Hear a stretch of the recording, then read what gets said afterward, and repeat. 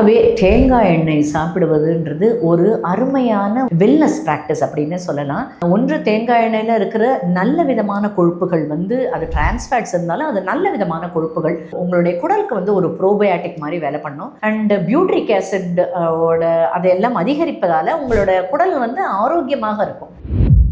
ரெண்டாவது, 50 வயசுலேயே இந்த கொழுப்பு ட்ரைகிளிசரைட்ஸ் எல்லாம் அதிகமாகிறதால நிறைய பேர் ஆன்டி கொலஸ்ட்ரால் மெடிசன் சாப்பிடுவாங்க. ஸ்டாட்டின் அப்படின்னு சொல்லுவாங்க. இது மாதிரியான ஆன்டி கொலஸ்ட்ரால் மருந்துகள் ரொம்ப வருடங்கள் சாப்பிடும்போது அது அல்சைமரில் கொண்டு போய் விடுது அப்படின்ட்டு தரவுகள் சொல்லுது. இப்போ இருக்கிற முதியவர்கள் பார்த்தீங்கன்னா 70 வயசுலேயே மறதின்றது ரொம்ப காமனாக இருக்குது. நிறைய பேருக்கு அல்சைமர்ஸ் இருக்குது. முதியவர்களை இது மாதிரி பேட்டி எடுத்த போது சின்ன வயசுல நாங்கள் சின்ன வயசுல என்ன 50 வயசுலேருந்து நாங்கள் ஸ்டாட்டின்ஸ் சாப்பிட்டுட்டே இருக்கோம், அதனாலேயும் இப்படி ஒரு காரணம் இருக்கலாம் அப்படின்ட்டு ஒரு கன்க்ளூஷனுக்கு வந்திருக்காங்க. அது மாதிரியான மறதிகள் இப்ப எல்லா விஷயம் மறந்து போகுது, டாக்டர் பால் அடுப்புல வச்சுட்டு வர அதுக்கப்புறம் மறந்து போகுது அப்படின்ற ஒரு இது இருந்துச்சு.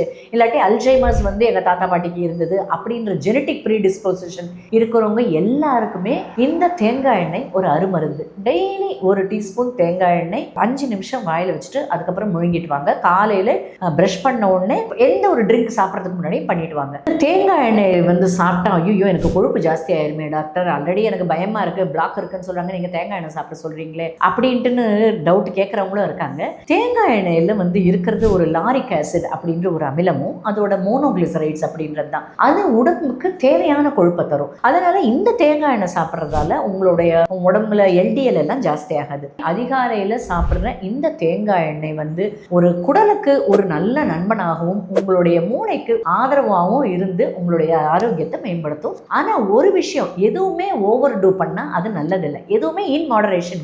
நீங்க மற்ற விஷயத்துல எண்ணெய் எல்லாம் நீங்க கண்ட்ரோல்டா இருக்கீங்க, தேங்காய் எண்ணெய் மட்டும் ஒரு நாளைக்கு ஒரு டீஸ்பூன் சாப்பிட்றீங்கன்னா ஒண்ணுமே ப்ராப்ளம் இருக்காது. நீங்க இந்த பக்கம் பஜ்ஜி போண்டா சமோசா எல்லாம் சாப்பிட்டு அந்த பக்கம் டெய்லி சாப்பாட்டுக்கு அப்பளம் இல்லாம வத்தல் இல்லாம என்னால் சாப்பிட முடியாது. வாரத்துல 3 நாள் நான் பூரி சாப்பிடுவேன், அதுக்கப்புறமும் நான் தேங்காய் எண்ணெய் நல்லது தானே ஒரு நாளைக்கு 3-4 ஸ்பூன் சாப்பிடலாமான்னா அது கிடையவே கிடையாது. மற்ற சாப்பாட்டுல ஆயில் எல்லாம் நீங்க கம்மி பண்ணுங்க, வெறும் வயிற்றுல தேங்காய் எண்ணெய் சாப்பிடுங்க.